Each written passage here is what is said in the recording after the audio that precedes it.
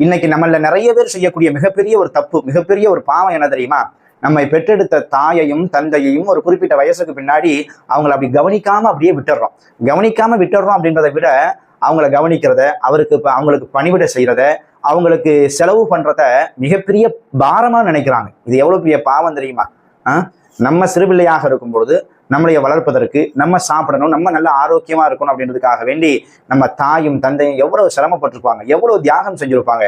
சில சமயங்கள்ல நம்ம வயிறு நிறைஞ்சா போதும் அப்படின்றதுக்காக வேண்டி அவங்க பல நாள் பட்டினி கிடந்திருப்பாங்க. நம்ம நிழல்ல இருக்கணும் அப்படின்றதுக்காக வேண்டி அவங்க பல நாள் வெயில்ல காஞ்சிருப்பாங்க. எவ்வளவு தியாகங்கள் இருக்குதுங்க.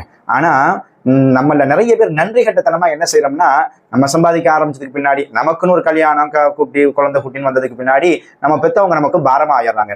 இல்லைங்க, அரபில ஒரு பழமொழி சொல்லுவாங்க, அதை மட்டும் ஞாபகத்துல வச்சுக்கோங்க. கமா ததீனு வ துதானு, நீ எப்படி நடக்கின்றாயோ அப்படிதான் நடத்தப்படுவாய். நம்ம பெற்றோர்கள்ட்ட எப்படி நடக்கிறோமோ அந்த மாதிரிதான் நம்ம பிள்ளைங்கள் நம்மள்கிட்ட நடப்பாங்க. இஸ்லாம் அழகா நமக்கு சொல்லி தருது.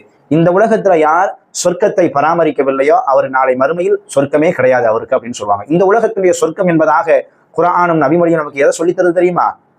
தாயையும் தந்தையும் தாங்க.